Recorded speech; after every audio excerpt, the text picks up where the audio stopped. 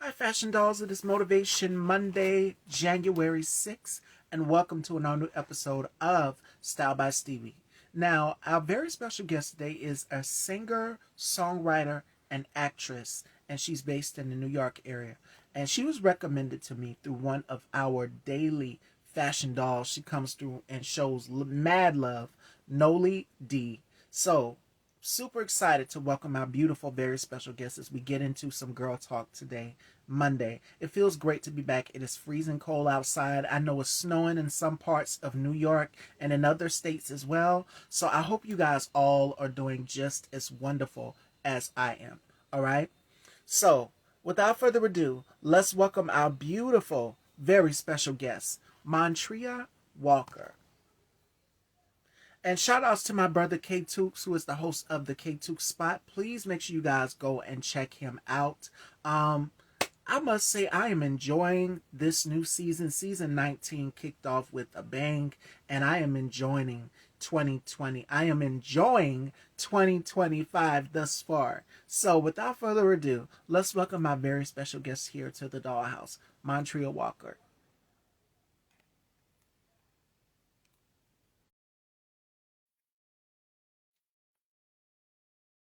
Makeup is banging. Thank you. Thank y'all. Y'all like it?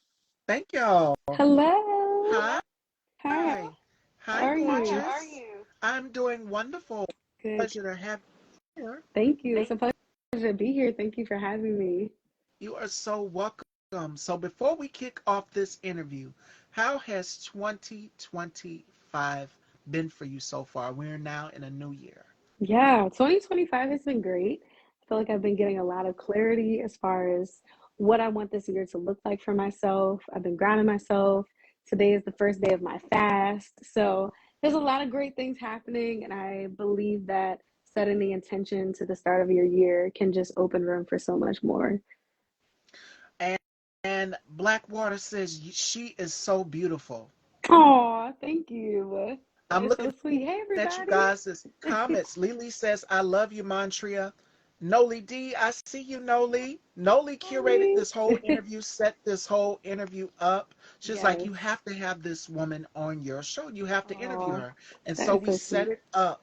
You got that superhero thing going on. That's exactly what I wanted with the teal I know colored that's hair right. today. I wanted Yes. something different. It's beautiful. Yes. It is Thank you, beautiful. girl. Yes. Oh, 2025, we're now in a new year. Yeah. What are you expecting for yourself as far as music goes? Because we'll get into your music career. I like to start from the beginning. But Mhm. 2025, what are you manifesting for this year for you and your vision in music? Yeah. I think that I am allowing the doors to just be open. I am a firm believer of, of course setting goals, but not not limiting myself. So ideally, I would love to, of course, put out some more music. I would love to perform them on big platforms. I'm believing and praying that I will be opening for large artists. That's the goal this year to get more exposure. So I would love to open for two big artists this year. And I would love to just travel this music. I created a show my senior year of college, and it was called Life Room. And it was a show that was just curating all of my life stories in one. And the idea of Life Room is it takes place in a living room, so it's very intimate. So you just travel that living room wherever you go. So that's ideally what I would love to do with the show. And I have always heard orchestras in my music. So I really pray that I get to do a live recording of some of my songs this year. Those are my goals.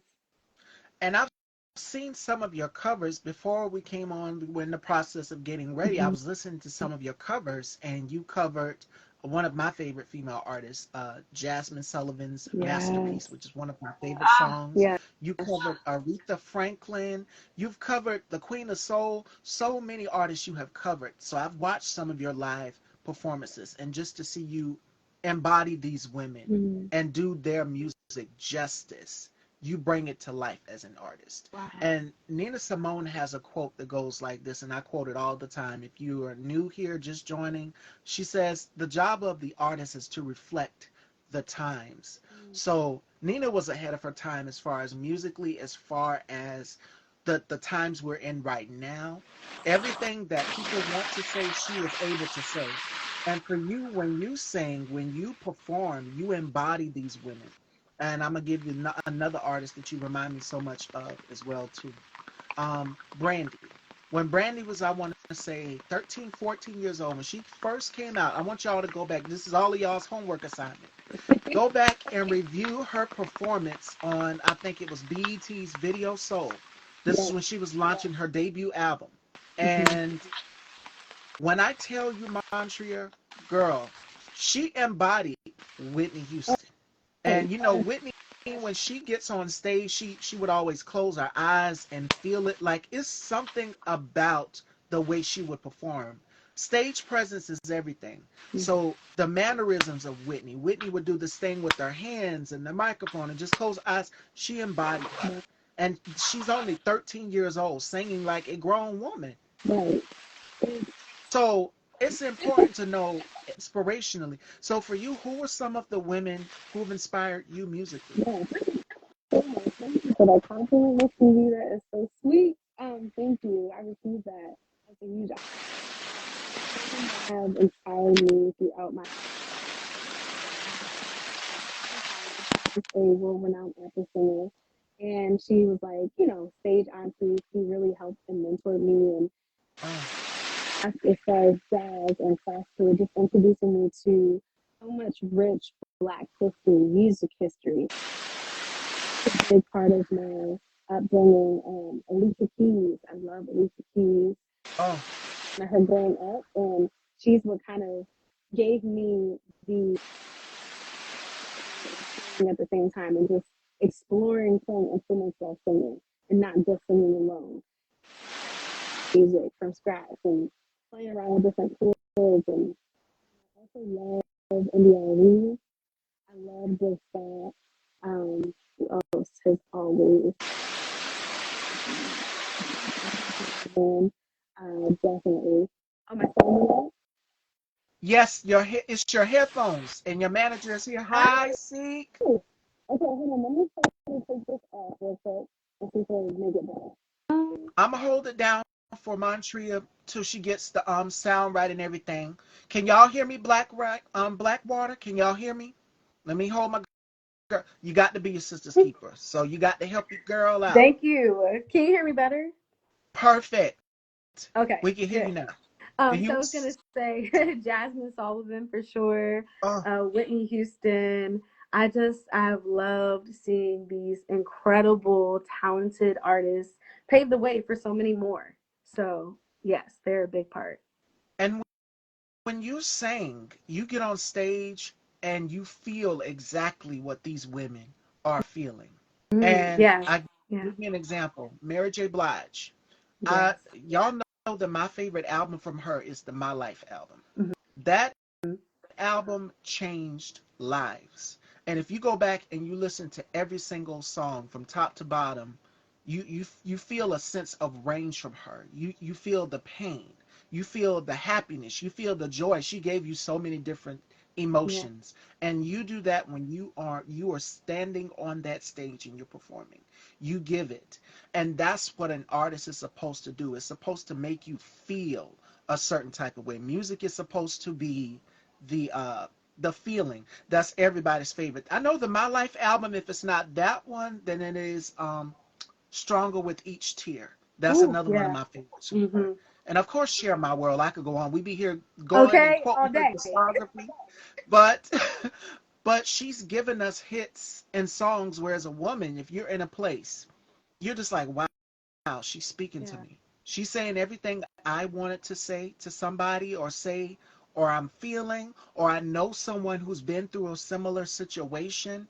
That's what an artist is supposed to do. And you embody that. The way you close your eyes, the way you emote when you're standing on that stage. Because I know you get nervous and a lot of artists do, even me hosting this yeah, platform.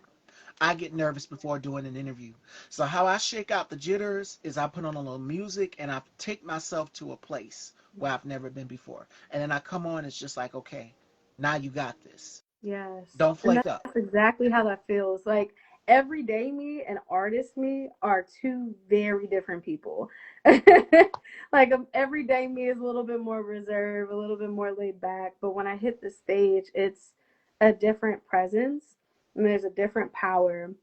And not that everyday me isn't also impactful, but they're just different. And on stage, you're thinking about, my goal is to always leave people feeling like they received something from the performance, whether it be healing, whether it be Yes. peace, whether it be joy, whether it be a release of any sort. That is the goal. So it's always great to be able to see how the music impacts other people. Yes. Yeah. And Montreal blew us away in New York. I'm producing 3 shows out here on the West Coast. Need to drag you out here with us. Me, I have family out there in Brooklyn, Brownsville. So my family's out there in the New York area. So I don't mind coming over. Yes. 100%. So for you, who inspires you to make music? Because I know the inspiration has to come from someone other than the women that I just named, family or just Mhm. in general. Who inspires you to write, to create music? Everyone and everything around me. I think that my music is very honest. So it's going to always talk about either what's going on currently in my life or a past experience or a past relationship or a current relationship, whether that be romantic or platonic. It could be with friends, it could be with, my significant other, it could be with family. It's always going to involve um, unveiling the curtain just a little bit so that people feel like they can do the same.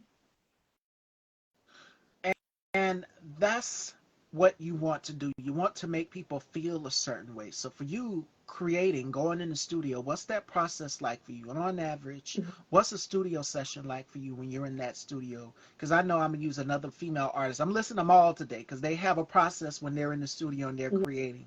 I Yeah. remember it was Faith Evans. Faith Evans Mhm. said she when she did Heartbreak Hotel with Whitney, she Yeah. said she almost didn't want anybody in the room with her recording, but Whitney was like, "Girl, just pay no attention. Go ahead and do your thing. You're in that booth. Close your eyes, emote, do your part on that song." Yeah. So she said Whitney was the person that kind of helped her get out Mhm. of that. Mhm. Another person is Janet.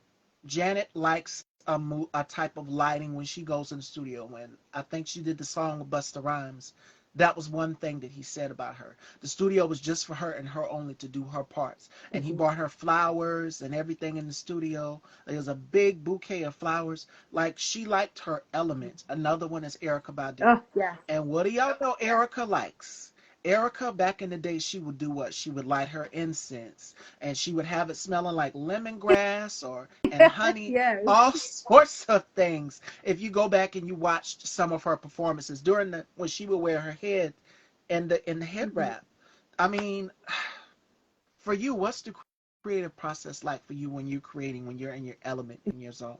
Yeah. So when I go into the studio, I've pretty much done about, I would say, 60% of the work already. So I'm coming to the studio with a very clear idea most of the times of what I want to accomplish as far as background vocals, stacking. And then, of course, I leave room for exploration too. But Oh yeah. when I go into the studio, I'm in sweats. I am not dolled up. I go in with no makeup. I go in very comfortable because I might be there for quite a while.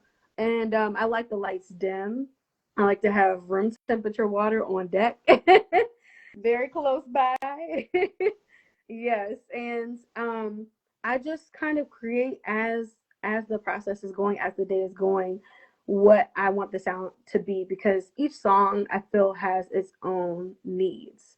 Oh yeah. And so depending on the mood of the song or depending on the overall atmosphere of the song is how I will curate the studio to be. So if it's dealing with something a little bit more emotional or something that is, heartfelt, I'll do the lights a little bit more dim, but I'll go into specific colors. Colors is what inspires me.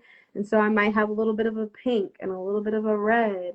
So depending on the song or if it's something that feels like it has a bit of a wave to it or an exploration or something that I'm trying to find within the song. I'll do blue. So lighting is a very big deal to me, and I need the colors to be able to experience or put in what I need specifically in the song, if that makes sense. Absolutely. I love color too, as you guys can tell. I love color. I Yes. love to stand out, not just in fashion, but I believe that art in itself should have color. Yes. And in the beginning of our interview and our conversation, you said 2025 you would like to open for some big artists. If you could open a show, and if you had to do a Mount Rushmore, and if you could open a show for any artist that is still living or that has passed on, who would those top five artists on your Mount Rushmore to open for? Mm-hmm. My top five artists would be Beyonce, and these artists are going to be very different, but Beyonce, Jill Scott, Jacob Collier, um, let's see, also Lizzie McAlpine, even though she's not on tour currently, but she's on Broadway now, about to be on Broadway, but hopefully she would go back on a tour. I would love to open for her. And then the fifth one would be, if I believe it's Infinity Song. It's a group of five different siblings, black artists, incredible. They have the song called Mad Love. It's just so good. If you need a feel good artist, those are the people. So yeah, very different artists, but those are the types of artists I would like to open for. And I'm also going to piggyback off of one of the greats as well too. You said it's got to be room temperature water. Yes. Now, you did a cover for the Queen of Soul, Aretha Franklin. You did one of her songs. She was notorious for having no. It couldn't be no. The room could not be cold. A No. lot of singers cannot sing that way. I think it was Monica. Monica said it's got to be warm for me too. Yes. It can't be no fan or nothing. I understand, Mm-mm. but if that was the thing, she liked the room warm. It had to be Yes. room temp. It had to be warm for her. Yeah. She was not going to sing if the room was Right. cold. Because then it stunts your vocal folds. So I'm big on vocal health too. I became a vocal coach I would say about 4 years ago, and it was because I had a big health scare, and I just didn't know, and I didn't have as much knowledge as I did now. And so now I'm able to implement that, and that's a bigger thing too, just pouring into other artists and giving them the knowledge they need so they have longevity to their career. So things like that may feel over the top for a lot of people, but it is solely for the longevity of our careers.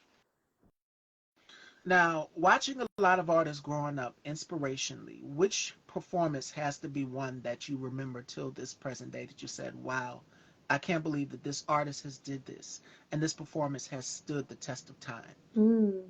Yes. I would say I was not I was not there in person for this performance, but one performance that I go back to constantly is Cynthia Erivo singing Alfie. Yeah. And that beautiful blue gown, and I just every time I hear that performance, I'm just blown away. Blown away. Cynthia Erivo is one of those vocalists that will stand the test of time, no doubt. Mine's mine's would have to. It's a male. It's Mm-hmm. Prince. Oh, And this, if you guys have seen this performance, you guys, I know I mention it all the time, and I'm smiling because it's pretty hilarious. Prince didn't care. He did okay. not care.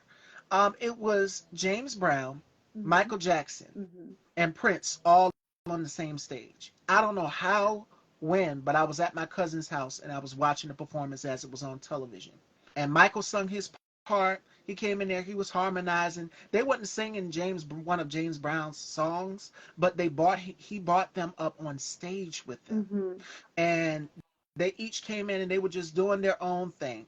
Michael got on the mic, and then Prince got up there and was dancing and singing as well. And it's one part where he climbs on the top of like this light fixture. Oh wow. Montreal, y'all, when I tell y'all I died, Prince turned the whole light pole over and crowd surf in the crowd. Like Oh he my was just God. that bold. He didn't How have I he didn't hurt not seen himself. this performance? That is crazy. Yes, it's Wow. out there. You guys got I to will search it. It's Michael look it Jackson, up. James Brown, three of the greatest male vocalists in history, Yes. all on the same Mm. stage. And this was around, I want to say, because Michael had the curly hair, so I want to say this was around the either the off the wall era or the Okay. Thriller era. Okay. Thriller era Yes. was when he had the Hmm. curly hair.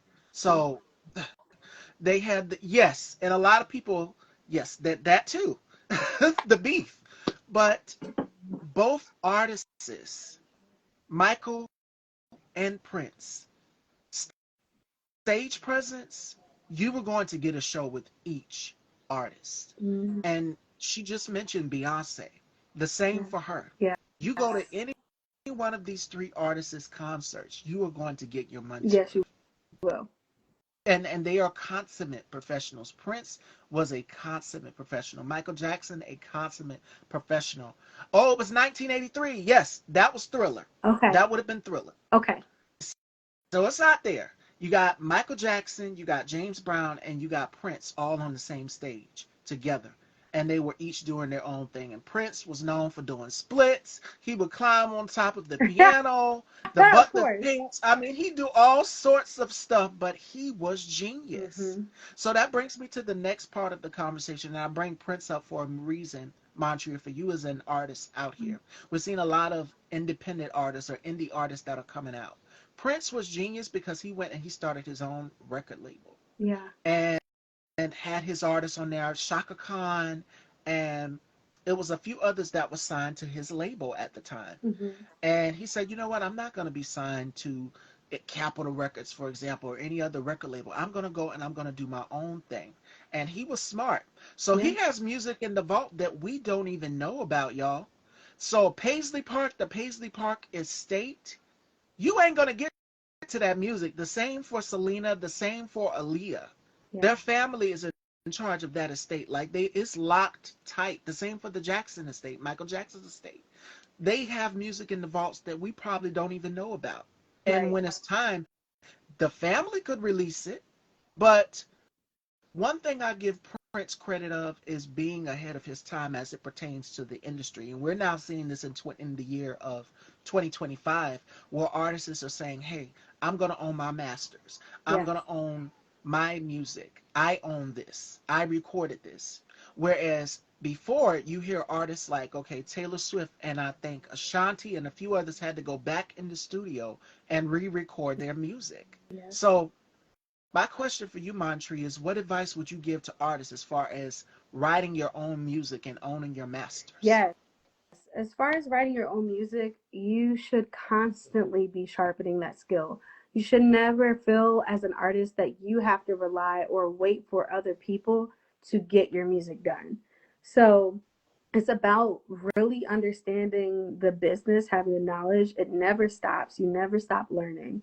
If this is your craft and this is your passion, designate at least 25 minutes a day to pouring into your passion. 30 minimum, you know, just because the less that you do it, the harder it's going to get, or the further behind you're going to feel. So you want to always stay ahead of the curve.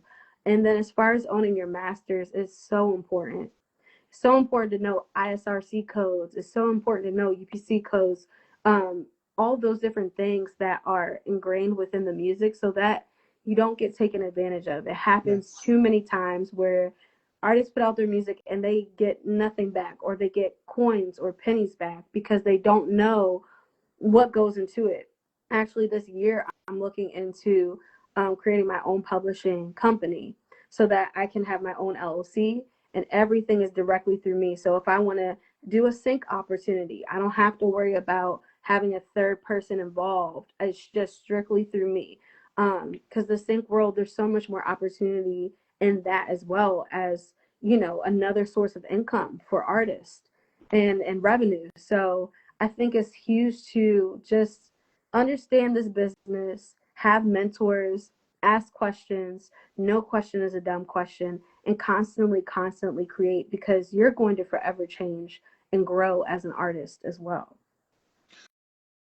Exactly. And speaking of masters, you went to college and obtained your bachelor's in fine arts Yes. with a concentration in musical theater. So, my advice also, what advice would you give to other artists? Because I would tell them as well as going into a business or being a Hmm. creative own your masters, have something to fall back on because that's important, Absolutely. and know the tricks and trade of the music industry. Hmm. There's so many things out here that can help you. You've got Behind the Music. I don't even know if they still VH1 still does it anymore, Yeah, I'm not but sure. there's plenty of episodes out here of unsung, uncensored. There's shows that you can watch where artists are literally telling you their firsthand Yeah. experience about the music industry. And the one that is the most greatest that we all know about, y'all all know the story of my girls, T-Boz, Left Eye, and Chili, also known as TLC, and Hmm. how they had to get out of their bad contract. How I think it was LaFace, and then they had to go to Arista, and how they had the whole Clive Davis at GUN point, but Hmm. but rightfully so, because it's just like for Crazy Sexy Cool, I think it was $75 million they generated for Wow. that album, and the record label, they didn't see anything for that, so they had to go to Clive Davis, Arista Records, to find out what was going on. Like, And who has that our happens money? T-Boz. so, yeah, way too often. We're putting in this work. We're doing all of this. We're touring across the country. You've got promo. You got to pay the hair. You got, if in Montreal, you can relate to this too, with being a Mhm. woman in this business, in this industry. That's a thing too, because it's a girl group. Yeah. If you have a group of women, these are the things you have to pay for. Photography. You got to pay for hair. You got to pay for makeup. And just recently, I was watching an interview with Glorilla and Tamron Hall, and Tamron asked her, "What is it? What are some of the challenges that women, as hip hop artists or women in general, face in the business?" And that is, we have to basically come out of our pocket. We got to pay the hair, the makeup, the car driver, all of this, that, and the third. It's a lot that goes into it. Whereas a guy, they can walk back and forth on the stage. Yeah. So me hosting this platform, I hair, makeup, all of that comes out of my pocket. Yes. I'm paying for it. Yes.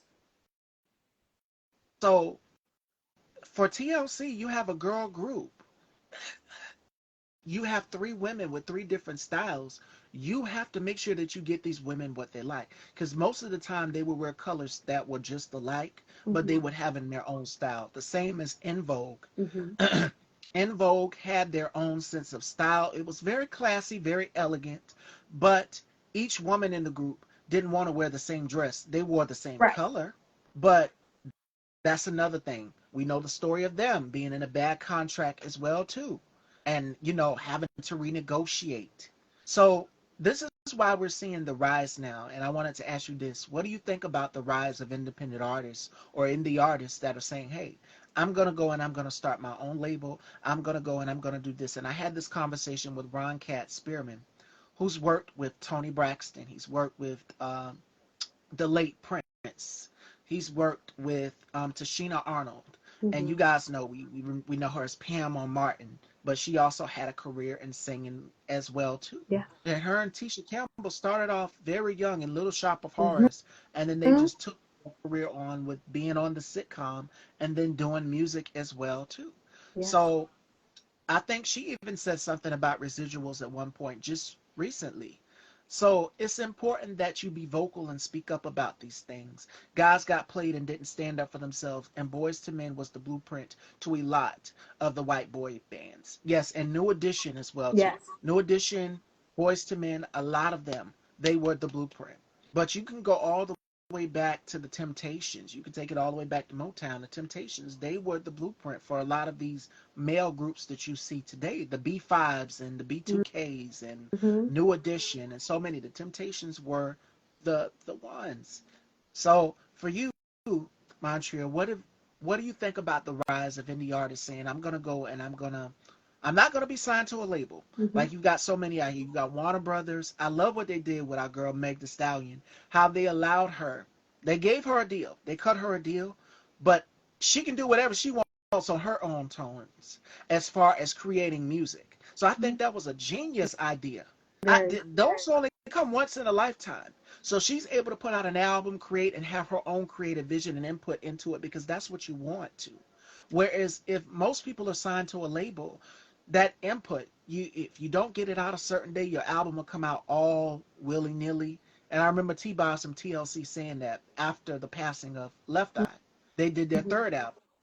And if you go back and you look at that album cover, It's very black. It's dark because and then it's a mourning process. It was beautiful. Don't get me wrong. Hmm. The makeup was beautiful, everything, but it was still like a mourning process for them. So it's just like when one of your bandmates pass away, it's like losing family, Absolutely. and it's hard to get back in the studio and just put something together. But the record label is just like, hey, you're on a time crunch. Give us what we want, or we could just go and put your album out any Yeah. kind of way.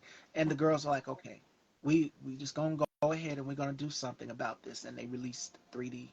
So, what do you think about the rise of independent artists and artists saying, I'm gonna go and do solo and independent work, Yeah. freelance? I think that every avenue has its pros and cons, Yeah, but going as an independent artist, for me personally, I feel has more pros than cons. Now, you're going to be wearing multiple hats until you can build up the finances to have a full team.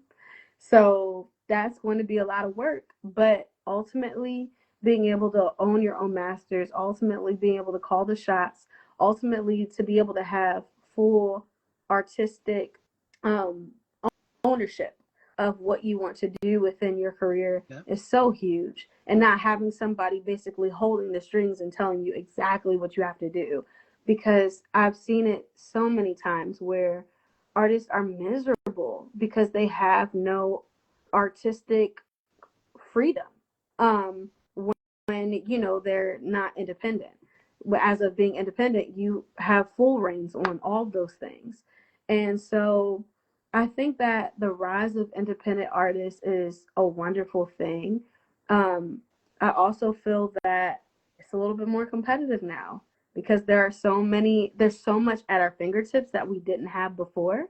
And so it's almost become oversaturated in the industry as far as with independent artists. And so that is a little bit of a con, but in that same breath, it shows how many people are working actively towards pushing their music, getting it out there. They have the grind, they have the will and the want and the desire. And it shows you just how much creativity is out there. And so that's beautiful. Like I can go on Spotify, I can go on YouTube, I can go on iTunes and find a new artist that I love every day. And it's cool to be able to track their journey, especially when they're earlier on, and see how they rise over the next couple of years or the next decade, and seeing where they started and seeing where they are now and doing that on their own. So it's the resources are out there. It is totally feasible and possible to be an independent artist. And I think that it is a great way to go. And on the back end of things, you won't be in a whole lot of debt. at all. So Because all of that that's a stuff you great have to thing pay back too. to the record label. Hmm. All of it. You Yeah. got to pay back to the record label. Yep. And what now's the time just said, in the long term, it's worth it, the hard work. Exactly. And I know as an independent artist, you, like I just said, you have to pay out of for everything, Yes. your equipment, photo, photography equipment, all of that. You have to invest in that out of your own pockets. Hmm. But it's so worth it So worth it. because you know you have full creative control and nobody's going to go behind the scenes and do any backdoor deals, any of that. Hmm. So I say go ahead, and if you are interested in becoming an independent artist, invest in equipment. Now it is pricey to Yes. get keyboards, to get all of your instruments, guitars, drums, whatever you like in your music.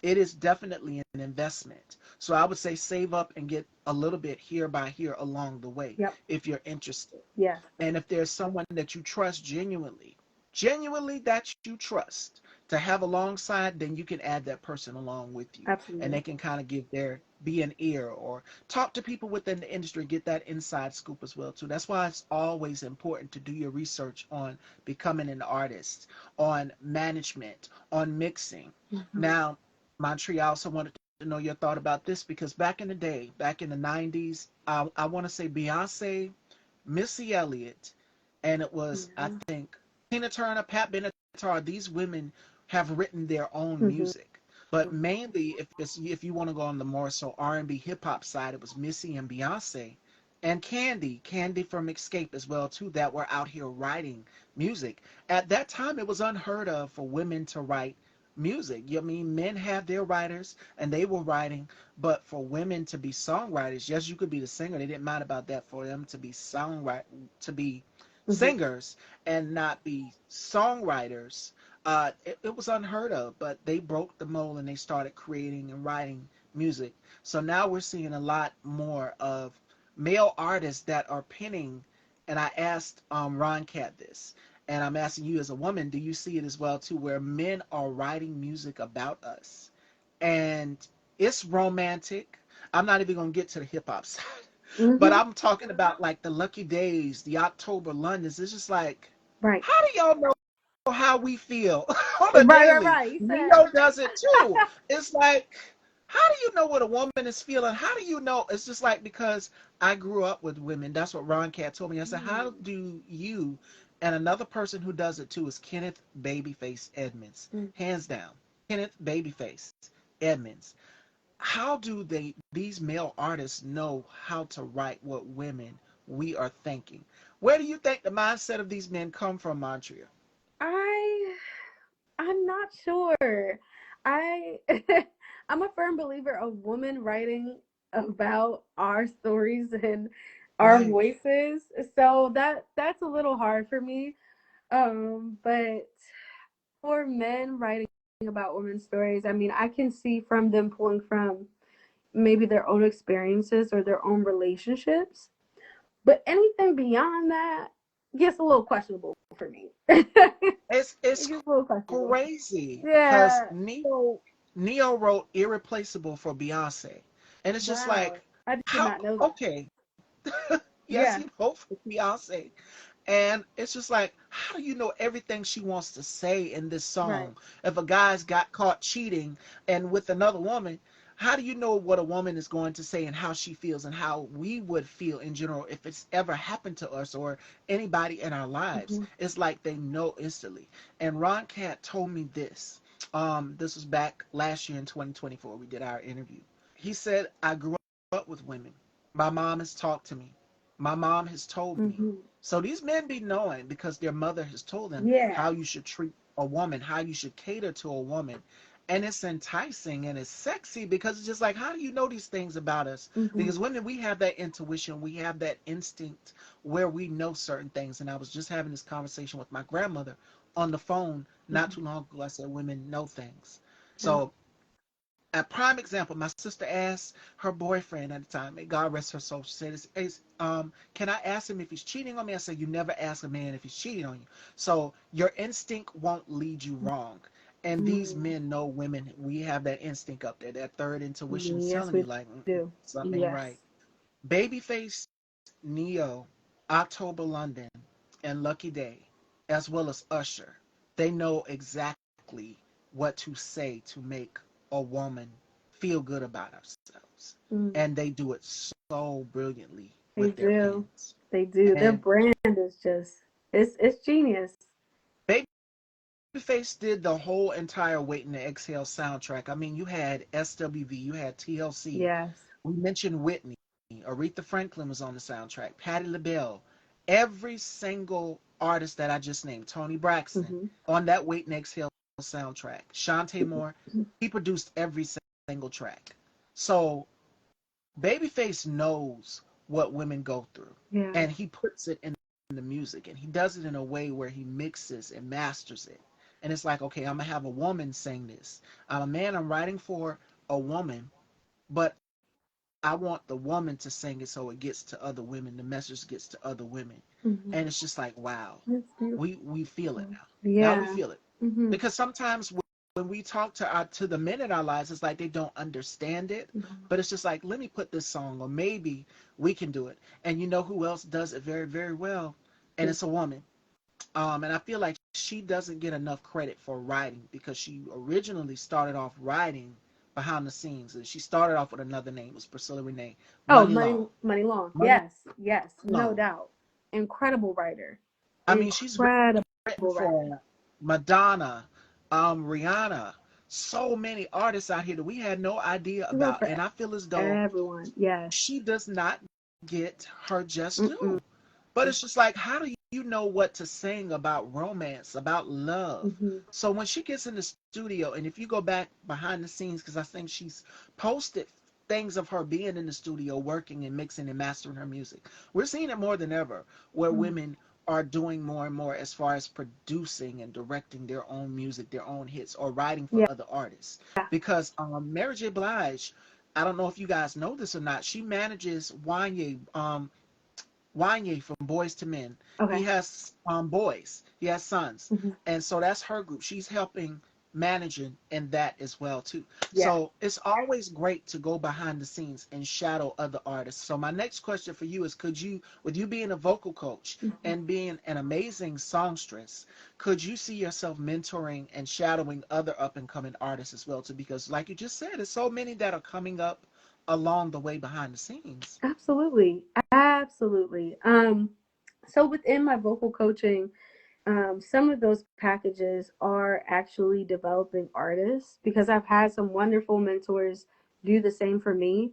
And so now I've been able to take that process and help others as well. And so, yes, I would absolutely pour into different artists and help them with developing their sound and finding what that is specifically for them and helping them develop their brand and their message and what that looks like. So I enjoy all different ends of artistry for sure, and that would be a big part of that. I could see that.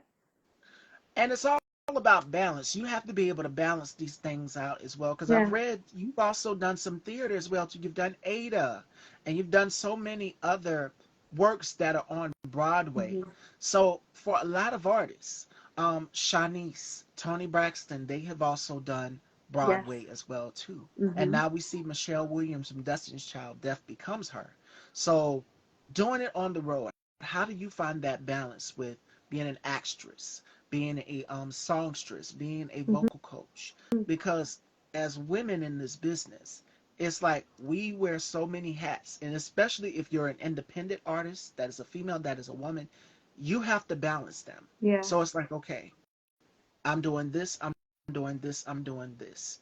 So Beyonce, I know she's got a team behind her, but Yeah. she's not gonna put anything out there if she doesn't, if it's not done the right way. Right. And if you guys watch her documentary, Life is But a Dream, when I tell y'all, this woman, choreography, hands down, perfection, Yeah. top tier, creme de la creme. Hmm. Even if a dancer misses a step, we're gonna go back and we're gonna do it all over again. Oh yeah, no doubt. Michael Jackson was the same exact way. And remember, I did my interview with Summer Rona, y'all, back in 2024 last year. She was saying that she's actually opened up for Diana Ross along with Evan Ross. Wow. And she was saying how, Diana Ross was a consummate professional, and she did background. She said the dancers had to be on step, everything. So that Hmm. means she even was doing this after the performance was done. She still kept doing it because when you're performing, when you're rehearsing or whatever, before you go on stage to do the actual performance, Hmm. it's stuck with you. Oh yeah. You have to remember it from top to bottom. So for you, how important is balance as it pertains to being able to wear these many hats and being a masterpiece creator? Mm, thank you. Yes, I think that balancing these hats, it is a constant, not battle, but you're constantly working through it and constantly trying to figure it out because when you're doing a show, any theater production, it requires 100% of you. But then your artistry also requires 100% of you. And so it's about finding that balance for yourself. I tend to typically give myself 100% to theater during the creative process so that I Oh can yeah. give the best show.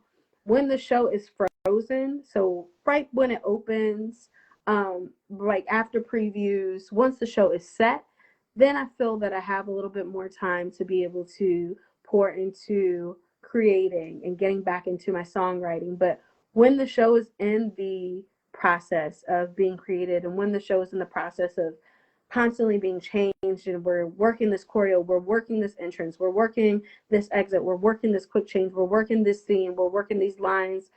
I'm investing 100% myself into that simply because it requires all of you. And I think that when you are learning a show, there's always so many layers that you're adding, and Oh, yeah. you know you're just trying to make them another human being, which is so important. And if you want that to read as honest as possible, you are constantly adding more to the character, whether that's where is she coming from when she comes into the scene, what was her moment before, what was happening right before this moment, or well, what is she coming into, what is the relationship with the people around her, what's happening in this moment, what does she want, what does she need, what is the resolve, what is the resolution towards the end, what is she constantly fighting towards, what is she fighting against. There's so many more things, and creating the environment that's not just the stage alone, but that exceeds the stage, that is beyond the stage, and seeing that and being very specific, even if it's a very minimal set. So yeah, long story short, to answer your question, that's how I balance the two worlds. When I'm in a show, I invest 100%. Then once the show is frozen, then I add my artistry back in as far as songwriting and doing all the creative things with that realm. Now, you've won Howard County Idol in Mm, 2013, and that opened the doors for you since then to have a amazing music career, and you've stand up and done live performances. So for you, what advice would you give to artists as it pertains to doing a performance? Because I know we all get nervous standing up and speaking. I took public speaking in high school, and mhm. that is it was nerve wracking having to recite the lines of Shakespeare in front of my class because we all had to do it. It was a class assignment. I love So that. for you, what are some ways that you prepare for a performance or rituals that you prepare before going on Yeah. stage? And what advice would you give to other artists about getting the nerves out and jitters? Yeah, I think that no matter how big or small the platform is, before going on stage, I always pray and ground myself. Mm, After I pray, I'm kind of in my own realm. So before then, I might be super social and yada, yada, yada, having fun and, you know, enjoying myself. But then after that prayer, I lock in. And once I set that, then I'm also doing different things as far as just, I'm not on social media as much after that point either. I shut out mm, all the distractions and I just really focus in. If it's a concert, then you know I'll focus in and just think about the music, think about the story I want to tell. And then if it's theater, I'm thinking about my through line, but also giving myself space to create within the moment because each show is going to be different, and that is what I love about theater. It's live, and each night is going to be just a little bit different. Um, and then as far as the jitters, I had touched on this a little bit earlier, but I remind myself that I'm not my everyday self in this come on. space. And I think that's what attracted me to theater so much. Is because I'm a different person. I'm a completely different character, completely different person, and that's who I'm stepping into. And so I just immerse myself into that realm. But with my artistry self, I remind myself, okay, I'm stepping into the artist Montria. And what are you trying to do within this night or this performance? Yes. And so once I focus on that and the intention is set, everything else is released. And then you've also done Broadway as well too. Now you've had a musical called The Sisters, the musical, and we've talked about girl groups. So this is a musical about other artists as well, to other female artists as well. So collectively, what was it like being in like a girl group or a musical where it's focused solely on women from different walks of life? Yeah, so Sisters the Musical is essentially about a group of women, their family, and it takes place within the attic of this house. They've all come together because their grandmother has passed away. So my grandmother within the show and their mother or their aunt. And so that's what's brought us all together. And we're going through the attic, we're going through her things. And we've all come to this attic for one reason or another.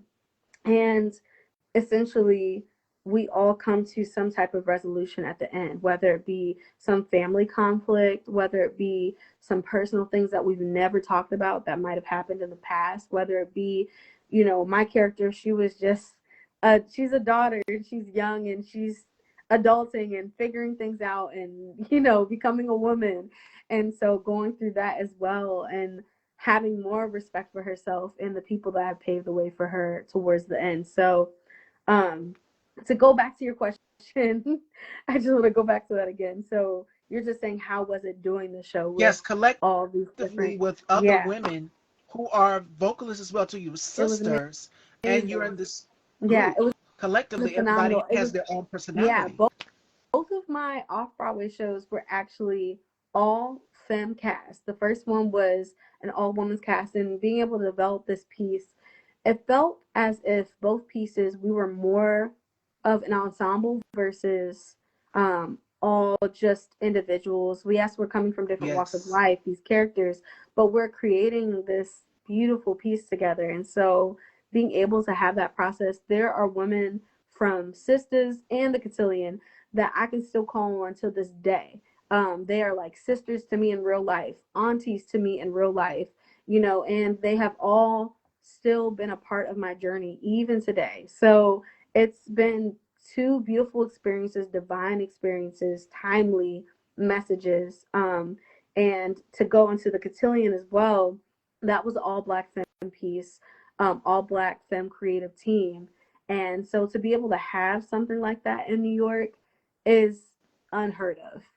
And they really made us feel like not only did I feel seen as an actor, I felt seen as just an individual, as a person. I felt like I was truly taken care of. We were sponsored by Mac.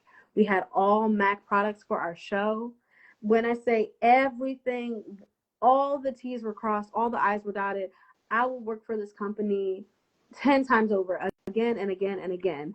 And yeah, it's hard to come across amazing experiences like this in safe spaces for a woman to be able yes, to create and to pour their souls. And it makes these pieces all the more because you can tell when it's a true ensemble and when it's a loving environment, because then we pour even more into the production. And that was exactly what these experiences were for me. So I'm grateful. I think that they were God sent. And I'm a firm believer now that if the door doesn't open, there is a reason why, and I'm thankful that it yes. closed. And I thank God in advance that if it closes. And if it's a door that opens, I know that I'm walking into something that is going to be life changing. And more to come. Now, Yeah. also, you've released some music as well too. If I Could Love You, Yeah. Fight and Don't Ever Let It Go. So, out of all of your songs, which one has to be your favorite? Because they put me on the spot last week. I guess he asked me to choose one of my favorite interviews, girl. Oh, And when I tell you, I wow. was like, it's hard. It's like asking a mother to choose her favorite child. Yeah, You can't, you that's just so can't hard. do it. That's hard. Yes. I would say between all those songs, If I Could Love You, Fight, and Don't Ever Let It Go. Hmm.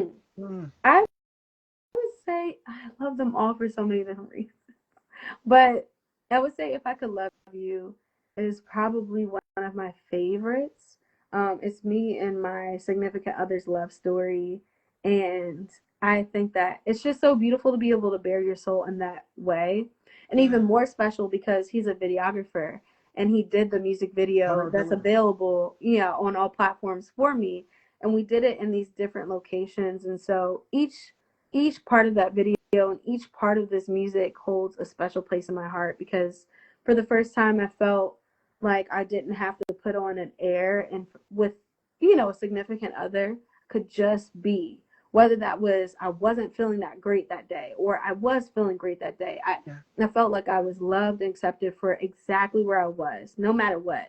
And so exactly where I am, no matter what. And so it just created this beautiful song that is essentially an anthem for our relationship and where we are today. So it holds a special place, and I don't think that anything will ever top that. If it does, amazing. But that is a special one. And to be able to collab with your significant other, you come Yeah. from a place of vulnerability to let this person know, okay, this is how I truly feel about you. Yeah. These are all the emotions you give me. And it's a beautiful thing. Again, as an artist, you are telling someone's story. Hmm. Even though it's you and your significant other's Yeah. relationship, Yeah. it's people out here too that could be in love and they put on a song and they feel some type of way about somebody. Right. And they're just like, how do I get this? How do I express this Hmm. love to this person? So again, music has that power to make you fall in love, It fall out does. of love, all sorts of things. But most of all, music is life because these are everyday issues that Yeah. everyday people experience Yeah. firsthand.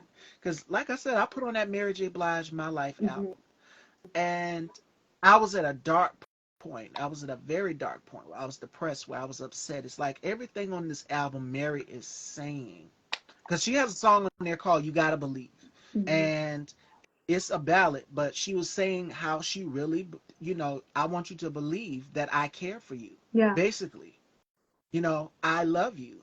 I admire you. I love everything about you. You make me feel good. You make me feel all of these different emotions.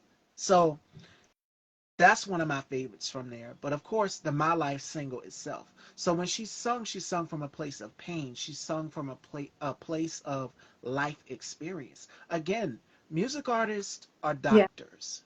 And what I mean by that is you administer medicine to people for the soul, Hmm. and you make us sit and reflect and think on all of these things in your music, whether it may be life or taking a new career or knowing someone who's been in a similar situation that you're singing about or writing about. And it's like, this is pretty personal to me. Yeah. If So you had to choose I between am, those three, what would you choose between If I Could Love You, Fight, or Don't Ever Let It Go? oh, I would say don't ever let it go. Okay. Because it makes me think about In Vogue's Don't Let Go Love. When you care about something, you don't want to ever let go of it. Yeah. It's a feeling, it's an emotion.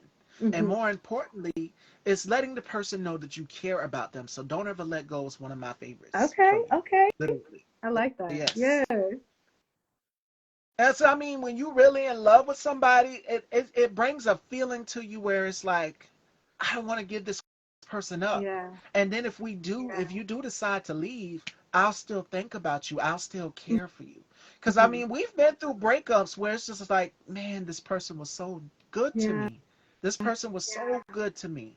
Or, maybe it just didn't work out. It's all of these different things that could have happened where the relationship didn't work. Hmm. But at a certain period of time, you can't help but it's going to take you a while to process and get over that breakup. Y'all know what I mean. Hmm. Where you're like in a funk for a couple of days, you're still thinking about the person, or something someone could have done could have triggered you and made you even think about him even more. A way a person would do certain things, let's just say a certain food they would like to eat, a certain smell they would love to wear. Like all of these different emotions start to come back to you that you don't want to let it go. So Yeah. don't ever let it go is one of my favorites from you Okay. personally. Okay. Because again, I can relate to that. Where I've been in relationships, girl, I'm telling you, and I'm dating a guy, and I'm just like, man. And your friends around you is telling you got to let this person go. This person ain't good for you. In Hmm. that situation, in that case. But then if it just didn't work out, but you still have memories about the person and about how good the person treated you, Yeah. about how they made you feel, about how they made you smile, but you still found something wrong with him. I've had that happen too, where I would date a guy and a girl, and one of my girlfriends, they would tell me like, "Girl, this is a good man. Hold on to him because they only come once in a lifetime." But when you find a love that is real, you don't ever let it go. Right. You don't ever let it go. Now, I've seen relationships where people have stood the test of time and they've lasted this long. Yeah. One is Michelle Obama and Barack. That's a relationship that is going to continue to stand the test of time because he genuinely loves her Yeah. and cares for her. And Yeah. that's the type of love that I know a lot of people are out here looking at and idolizing and saying, man, their marriage is solid. Years later, they're still keeping the spice and the energy in their relationship. Hmm. So when you find a love like that, these are the songs that you listen to because it makes you think about that. Hmm. But when you've broken up with the person, you still have those memories. It comes over you. You put on a Yeah. song, a scent, a smell that reminds you of Hmm. that person.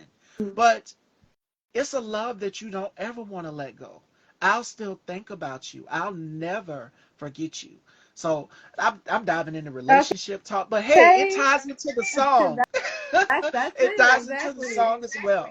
So I mean, yes, because we feel these things. Yes. We feel these different emotions after we've been through a breakup or, just falling in love with somebody, but you don't know how to let them know, hey, I'm kind of liking you. I'm kind of crushing on you.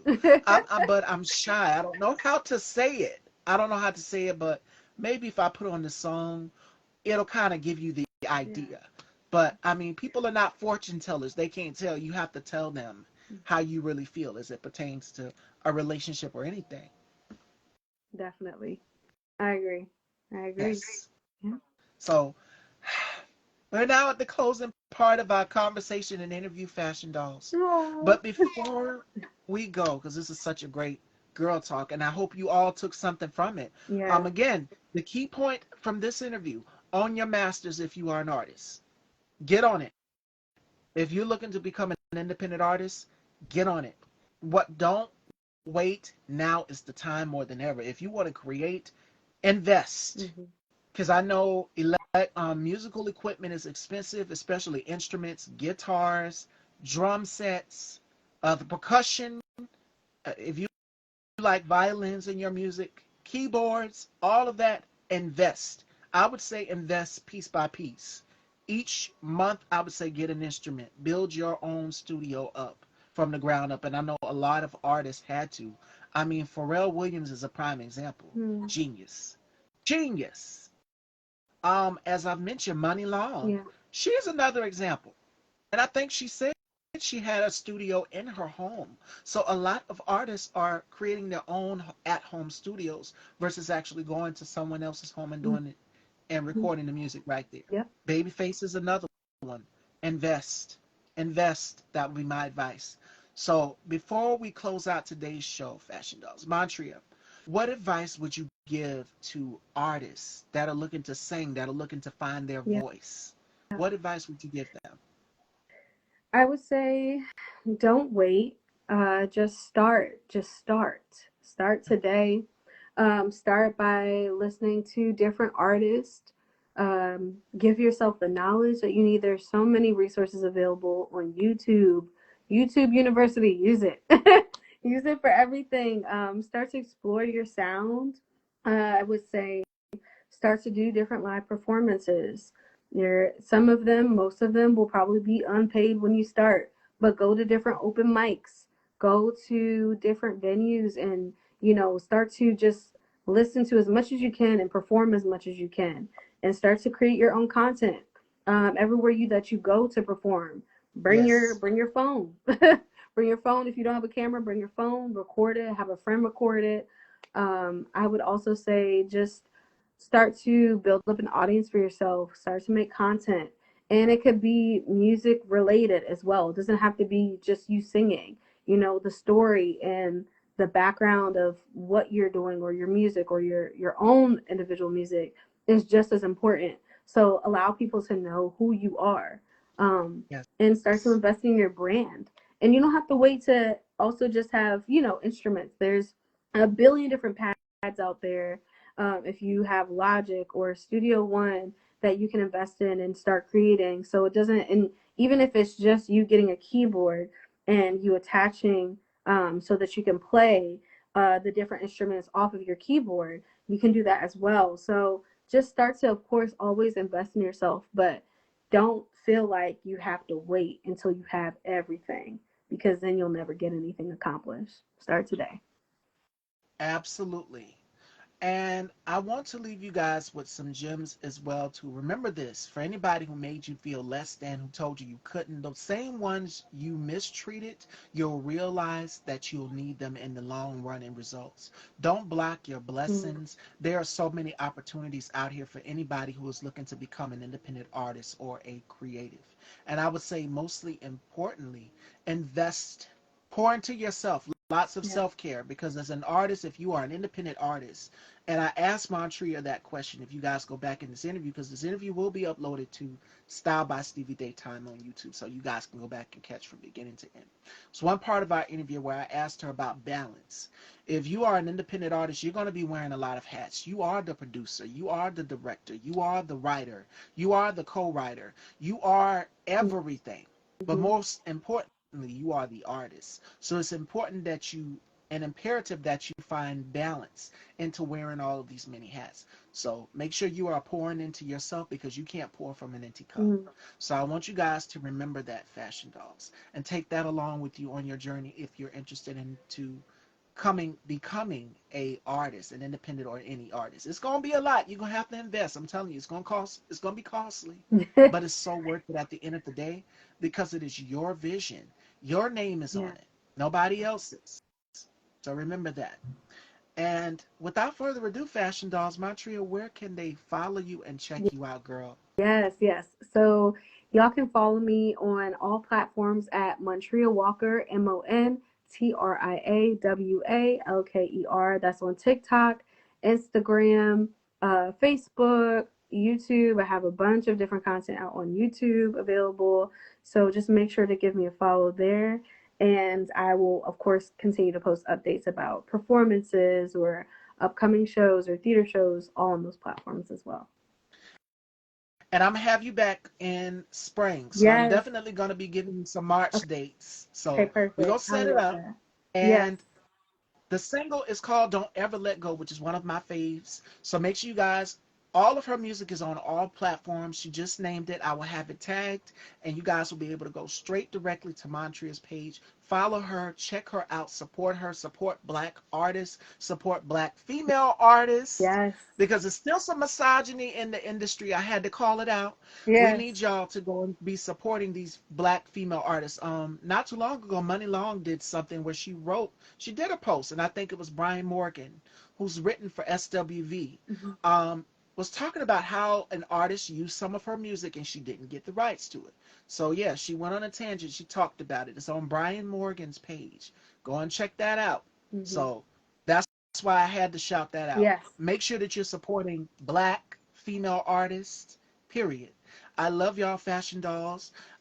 Joining me tomorrow, we have Travis J. Winters, and we will be getting into men's fashion trends. For my fellas, this is for you, because I know a lot of fellas feel like, oh, she doesn't talk enough about the men's fashion. She gives women fashion trips, but we got something for you. So Travis will be joining me tomorrow, and we're going to recap the Golden Globes, men's fashion on the red carpet from Sunday's award show. And we're going to get into more with Travis tomorrow. So I will see you guys then. I love you all, and make sure, again, support black female artists, Yes. especially for what's coming. That's all I'm going to say. Support black female artists and black artists, period. I love y'all, Fashion Dolls, and Montria. It was a pleasure Thank to you have so you much here. for You guys, having me. Thank you for this platform. you are so welcome, girl. And I'm going to send those dates to the group for March, and we will Great. go from there. All right. All right, Fashion Dolls. Take care, everyone. Talk to you later.